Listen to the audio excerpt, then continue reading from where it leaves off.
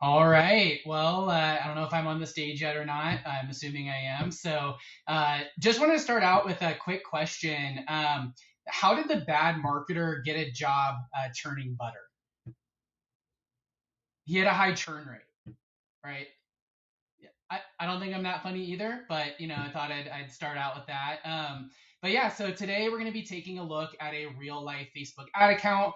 I'm going to walk you through some things that I look for while I audit and show you some common issues that a lot of nonprofits are running to with Facebook ads. SOS Children's Villages has been extremely kind and is allowing us to audit their account and share all of these learnings with you guys. I do want to just preface who SOS Children's Villages is, so you have an idea of the type of nonprofit it is, so that when we look at the account, you can kind of adapt things and maybe change some of the strategy that I mentioned to fit your org. But SOS Children's Villages is the world's largest organization focused on ensuring that children without parental care or who are at risk of losing it grow up with the holistic support that they need to succeed. They strengthen families so they can stay together. They provide loving homes for children who lack parental care. They educate and empower children to reach their full potential. And they advocate for children's rights. Each year, SOS Children's Villages helps more than 1 million children and families in 138 countries and territories from around the world, including the United States. I believe Maddie from their team is going to be in the audience today, so a huge shout out to her. Again, thank you so much for letting us go through this account. We were super excited. I mean, it is a very standard ad account in comparison to a lot of the nonprofits we talk with. They are typically spending somewhere around $1,000 to $2,000 a month in ad spend.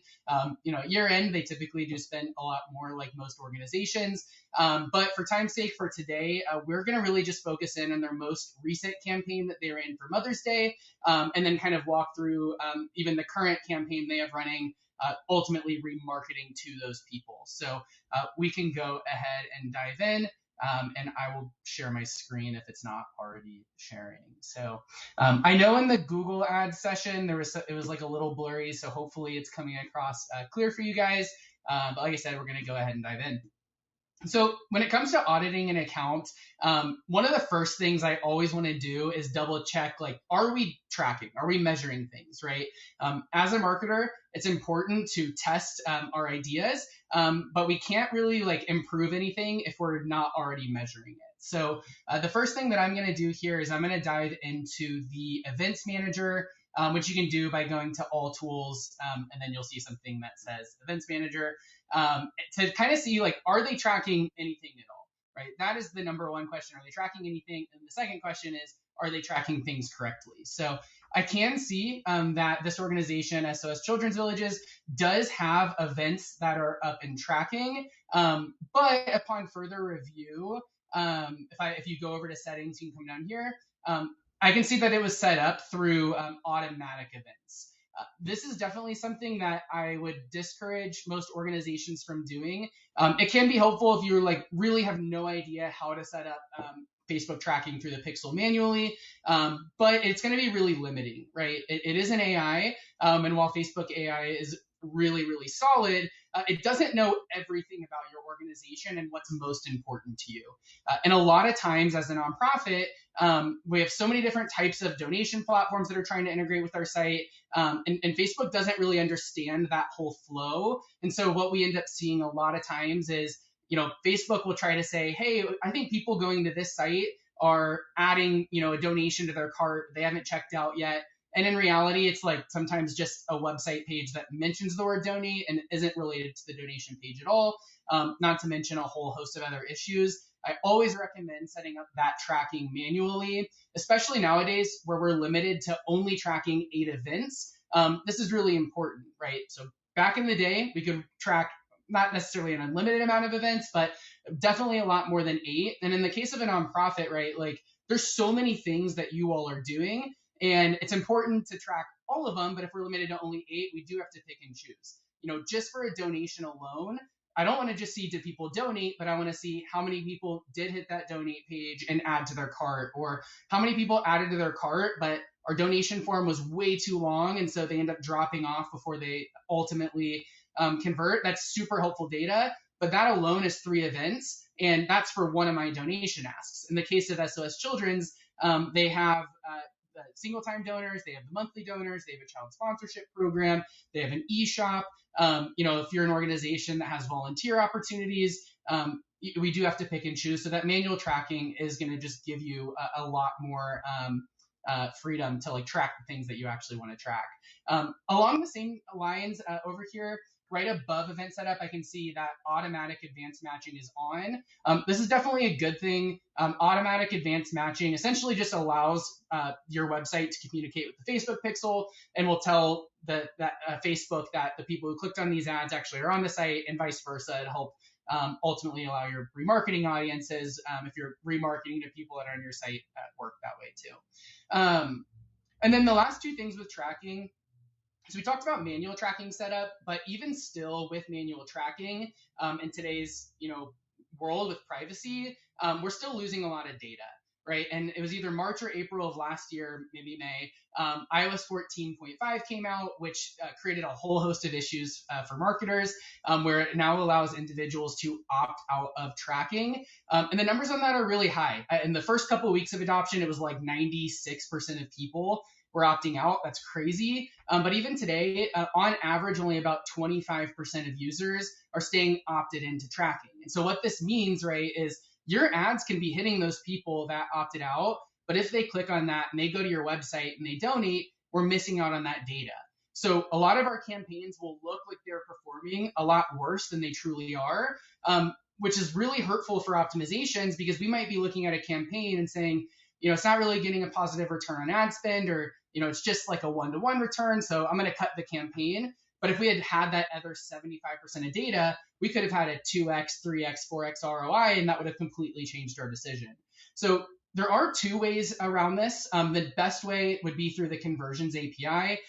If you're a customer of FundRaiseUp or Classy, I think they're either already launched or will be launching very soon a portal that's going to make setting up the Conversions API a lot easier. But in the case of SOS Children's, their donation platform was built in-house. It is something that's going to take a long time to, for your own in-house platform to figure out that integration. It could end up being months to even a full year of work in some cases.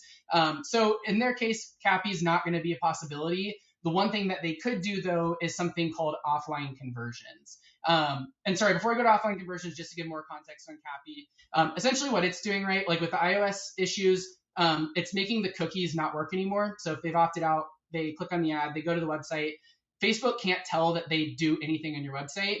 However, if they donate, they're giving your donation platform their first name, their last name, their email, the donation amount, et cetera, et cetera. And you're going to CAPI is going to automatically send that information over to Facebook. It's going to cross-check, and then Facebook has the first-party information. And if Facebook knows that the person who just donated is also someone that they served an ad to, it's going to give you some of that attribution. It's definitely not 100% of data, but it is certainly a lot more than if we weren't to have it. But again, if CAPI is not an option, you can do that in a more manual process through offline conversions, where on a weekly basis, you download all of the donors from that week from your database. You're going to upload that as a CSV to Facebook, and then Facebook's going to do that exact same process. It's not as great just because you're typically it's not going in as fast, and we don't have that long of an attribution window for it. But in our case, we typically see at minimum about a 35% increase in donation data. But in sometimes we've had upwards of 100% increase in that data. So from a tracking side, those are super foundational, but it is extremely important because, again, I can't look at any of these campaigns and tell you the success based on the donations. I'm making all of my audit suggestions today based on clicks, cost per click, cost per impression, cost per view, which is good. That's a general health metric, but the ultimate metric that we should be looking at if we're running donation-focused campaigns is ROI. So I am going to go back to the ads manager now. So that was in the pixel area, or the events manager. Now I'm back to the ads page. And then I'm going to just sort this so it's a little bit easier for me to read through. So we'll sort by spend. So first, we're going to dive into the campaign structure. This is less crucial feedback, but it could end up being really helpful for some of you. When you create a new campaign, right, you're forced to immediately create a campaign title. a lot of times, right, like we just put in, like in this case, right, all of them were a Mother's Day campaign. So we created all of these different campaigns called Mother's Day, but most of these had the same goal in mind, and then we're using the same bid objectives. So there's multiple traffic focused goals that all have the end goal of getting people to donate. I recommend using your campaigns as more of a folder.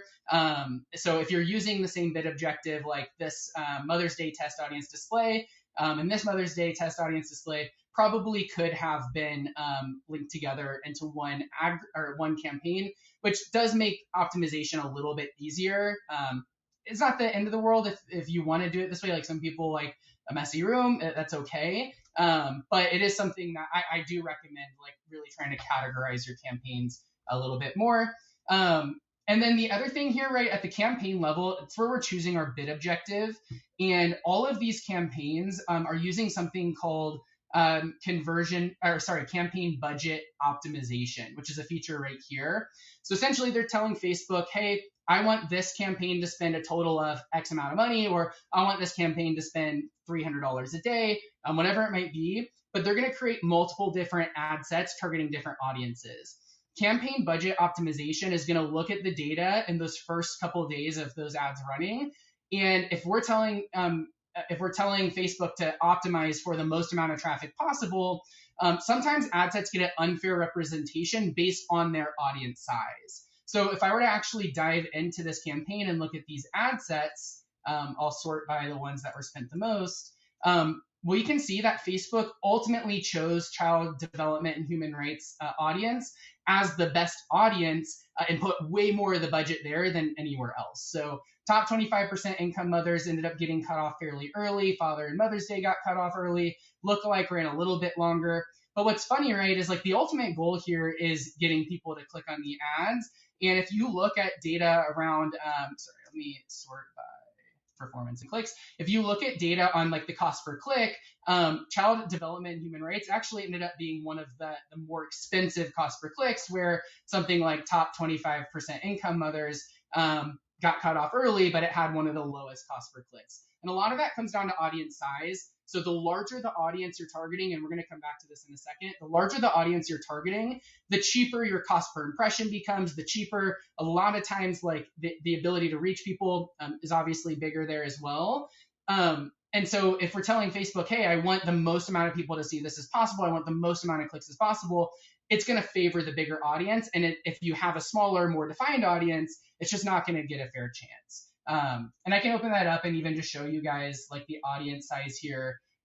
So this one was the biggest. It was like 4.8 to 5.6 million people in these general interests, where the one that ended up getting cut off was down here is like 4.4 million. And I think the other ones that cut off were a little bit lower too. So 4.2. And then this one had about 2.2. So again, they get cut off a little bit early, and you're not actually giving your stuff the ability to optimize correctly. I recommend turning it off and optimizing yourself, looking at the data you want to look at, giving them a fair chance. But if you don't have that time, or that's not something you have the staff capability for, then that is what campaign budget optimization is for. You will just end up you're wasting more ad spend that way, especially as you scale. If you're spending $10,000 a month, $20,000 a month, it's really going to affect the success of your campaigns. So that was campaign budget optimization. And then the other thing here too, right, is on these campaigns, their end goal is donations, but the only campaign objectives they were ultimately using were video views and traffic. And those are great campaign strategies. I do recommend them. But if you do have tracking set up, and they couldn't have used conversions in this case because it would have been giving them the wrong data. But if you do have conversions tracking, I do recommend using a conversions-based campaign, because essentially what you're doing is you're saying, hey, here's the area I want to target. Here's the audiences I want to target. I want you to specifically focus in on people who are in that audience that have probably already purchased off of a Facebook ad before, or are highly likely to purchase based on whatever information Facebook has on them. It's a little bit more expensive per person reach, but you end up reaching the highest quality audience. Community Boost or conversions campaigns are by far the ones that carry the most amount of revenue and ultimately carry the return on ad spend for the account when targeting new audiences. I don't recommend using a conversions campaign typically for a remarketing audience, because you've already qualified them as being ready to buy. But, again, some general feedback there. I think they have tested other stuff in the past, but for this specific campaign, it was really limited to just those two campaign objectives. So going into the audiences, let's see here. Okay, so I'll go back to those ad sets and pull one up again. Sorry, let me go back here and sort. Okay, so going back to these audiences, right? A lot of these were really, really large audiences. We're talking 4 million people plus, which is not necessarily a bad thing, right? The bigger the audience, again, the cheaper a lot of this stuff becomes. However, at Community Boost, we've typically found the sweet spot for most nonprofits for their audiences to be as low as 100,000 people, but typically we like to have audience sizes of about 300,000 to 450,000. The smaller your audience is, the more expensive it is per person reached, but you're balancing that against like finding a higher quality person in that. So we can layer these audiences a lot further. And in this example, I do like how they set up their audiences. They're doing multiple layers of matching. So a lot of nonprofits will come in here and they'll set up one audience of like just people who are interested in community issues, where in this case, it's like people who are interested in community issues and are parents and don't have their education level stopping at high school. If that's the case, then, or maybe it's that their education is in high school, they don't want to target those people. That's great. But again, we're targeting 25 to 65-year-olds. Is there a difference in what a 25-year-old is going to find compelling versus a 65-year-old? So there's always ways to narrow down that audience. You don't want to get too small. If it's 10,000 people, the cost is going to go way up, and it's probably not going to balance out with having better information. But I do think that, at 4 million people, there's probably ways that we could narrow this down a little bit further. And that's definitely something I would take note of. You can go in and check your audience sizes pretty easily and try to make sure you're within that range. And if you're above it, try to add in some other layer of interest or age or gender or location. All of those things really matter. I'm going to jump out of this campaign and quickly go to their current remarketing campaign. And along the same lines as what I was saying with like, you don't want an audience that's too big. You also don't want an audience that's too small. So this campaign right now is remarketing to all of the people that were interacting in some way with them over the last 180 days. So we have an audience targeting people who viewed the Mother's Day videos that they were running on Facebook. We have people that have visited their website in the last 180 days, people who have interacted with Facebook in any way with them in the last 180 days, but they're separated into 3 different audiences. And I mean, the overall audience size is definitely not within that 300 to 450,000 ideal range. And so what's going to happen here is all of these ad sets were overpaying for delivery. And one of the things that I would recommend if you have smaller remarketing audiences would be to combine these 3 into one specific one. Naturally, too, like the ads that they're running towards the Mother's Day viewers and the ads that they're running towards the Facebook engaged people are really the same, which is the only reason why you wouldn't want to put them all in one ad set. So, for example, if they were doing Facebook engagement, website visitors, Mother's Day video viewers, but they also had a list of like people who've donated in the last 60 days, I wouldn't combine all of those together. I would at least separate the donors because you're going to talk to them a different way. But I do think that's another thing that probably could have saved a bit of money. And then one other thing that I did notice as I was going through this account is on the placement side of things, right at the ad set level, we choose where our ads are going to get placed. In Facebook, it's not just like 2 placements. It's not just Facebook or Instagram, but within each of those, there is a huge variety of placements that we can do. Out of this most recent campaign, the only placements that I saw were on Facebook, and most of them were just specifically for the Facebook newsfeed. Really nothing was on Instagram. I do recommend always trying to advertise both on Facebook and on Instagram. When you're looking at those audience definitions and it's telling you, hey, there's 80,000 people or there's 100,000 people in this audience, that is looking at all Facebook networks. So if we cut out Instagram or something like that, we're actually losing out potentially on a big section of the audience. And because we are targeting 25 to 65, while you're going to get a lot of 40 to 60 on Facebook super active, and you might get some in the 25 to 40 range, you're going to find way more 25 to 40 active on Instagram. So I don't recommend putting those both in the same exact ad set, right? Like you could click on Facebook feed and Instagram feed, which is okay. And we do that at times as well internally if the ads feel like they can fit the vibe of both. But they are different platforms. Facebook, you're going to get more people to read your copy. On Instagram, it's all about the image or the video that you have. You're going to get way less people to read that copy. So, but the fact that we weren't targeting Instagram at all, I think probably limited SOS Children's Village from full success. And then finally, we're going to dive into the ad level. Ultimately, I actually really liked the ads that were created here. I felt like they were extremely mobile optimized. I pulled quite a few of these up. Sorry, this is on the remarketing campaign. Let me go back to this one.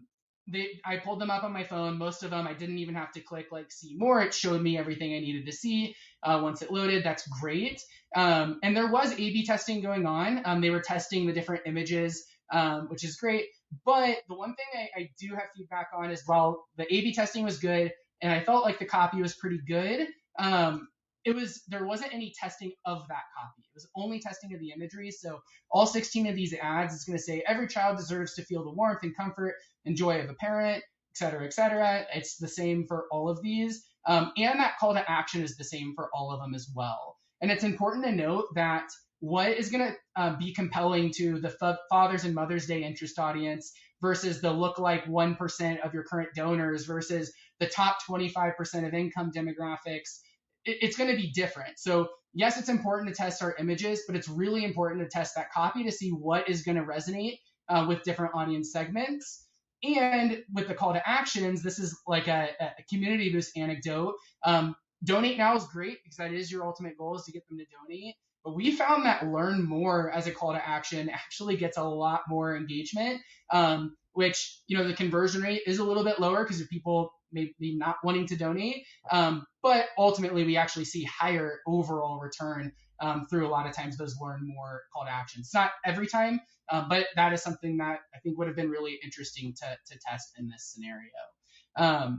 So I know it's a super high level overview. This is a quicker session, and I want to make sure we have time for Q&A. So I think we're going to go ahead and invite Chloe out here, who's going to help assist in answering some of those questions. If you are interested in potentially working with Community Boost on Facebook and Instagram, you can schedule time with us. We'll do one of these audits for your account specifically and set up a strategy. If you're not interested in working with Community Boost and you just want to go to the summit and stuff like that, that is totally okay.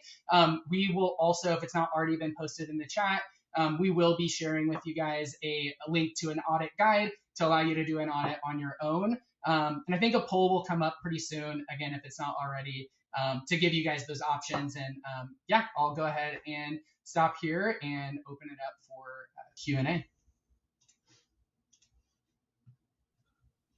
Awesome. Sounds great. And your poll is up. We're good. Awesome.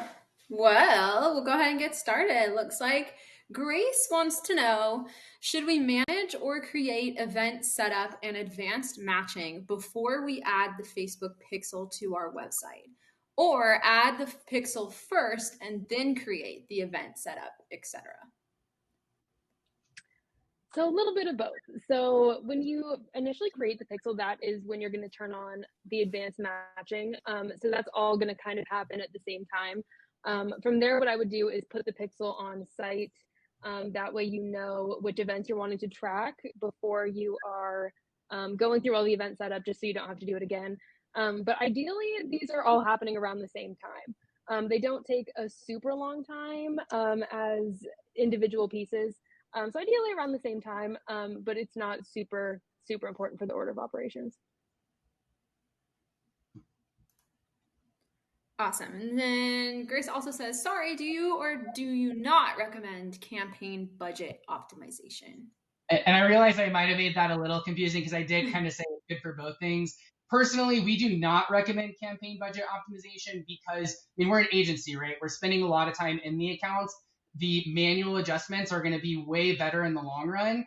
If you are in a space where you truly can't afford an agency or you can't afford someone to be in that account every single day, campaign budget optimization is certainly better than nothing.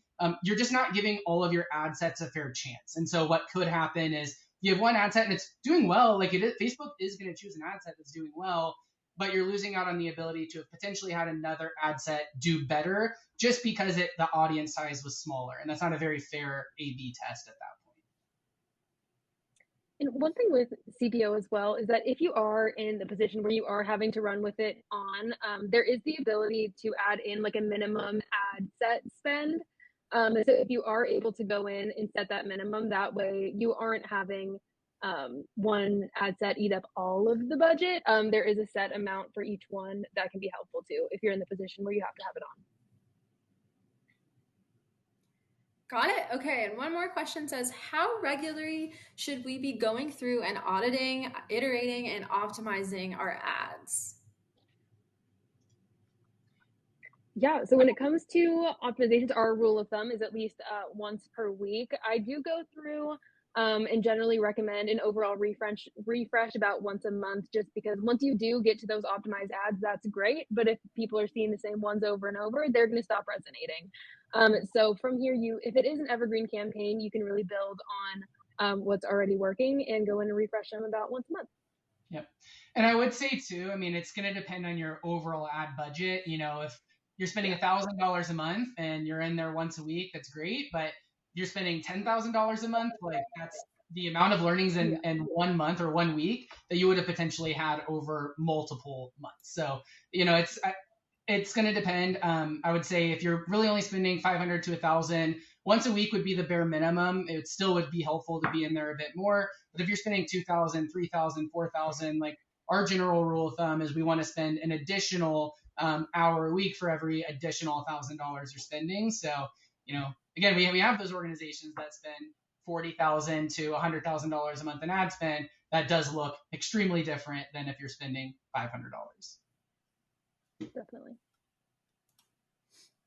Awesome. Well, we have a couple more minutes for some Q&A time. So if anybody has any more questions, even if they're specific to your org, anything that we can try to help you with, help to provide some more insight for you, we have a couple more minutes to do so. So we'll open it up to any questions or chats.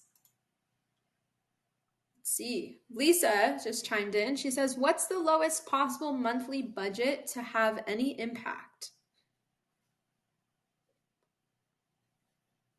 It depends, I think, what your campaign goal is, because the lowest budget for a conversion campaign is going to look much different than, say, like a video views.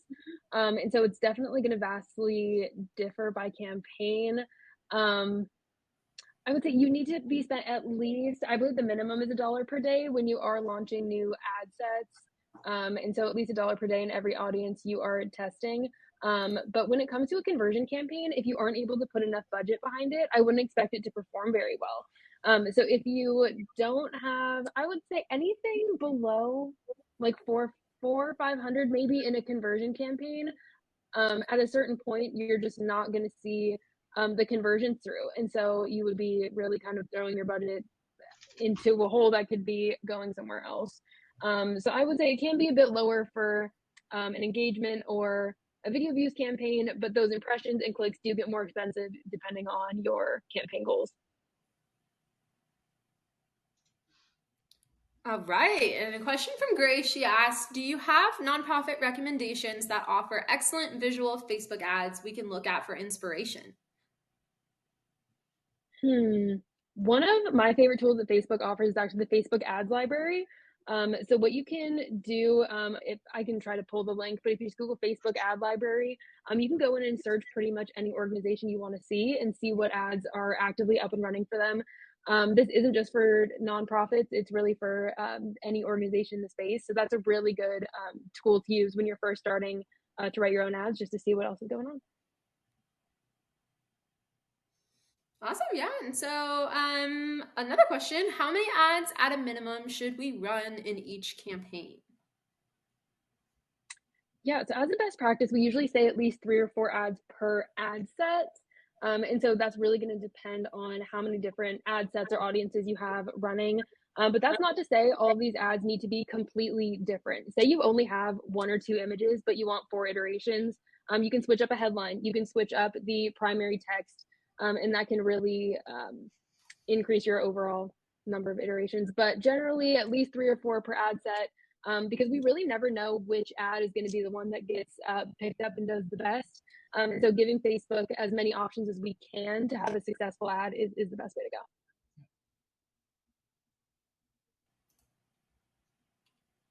Awesome. Well, if you're looking to get that Facebook and Instagram audit worksheet that Regan mentioned, it is in the chat. You can open that up. It's a Google Doc, so you can make a copy of it and start writing in it and try to, look at different things you can do to optimize your own ad accounts. So that is right there in the chat for you. Sorry, looks like Grace just asked another question too. Yep. I can quickly answer. So you had asked Grace how many. So yeah, someone had asked about how many ads per ad set, and then how many audiences should we have per campaign. Again, that just totally depends. I would say at least two, just because you might have an idea of what's going to be good, and like you could test something else, right? Like there's different types of audiences. So let's say you're trying to find new people. There's 2 ways that I would recommend to do that. You can do interests, where you're looking at Facebook and saying like people who are interested in, like let's say you're a humane society. Like I want to find dog lovers. I want to find cat lovers. I want to find people who follow other humane societies. That's a good place to start. That's an interest audience. Or you could do a lookalike audience, which you're actually taking a list of your current donors. You're uploading that, Facebook scanning all of their profiles, trying to find what they like and what they have in common, and it's going to create new people that way. I would say at minimum test both of those, because sometimes interest audiences way outperform your lookalike of your current audience, and vice versa, and you're never going to know. But 2 at minimum, 3 or 4 is great. But every ad or audience that you add, you're having to then go and create hopefully 3 to 4 new ads. So it depends on what you have the ability to then follow up on and optimize, and what you have the bandwidth for the ad creation side, right?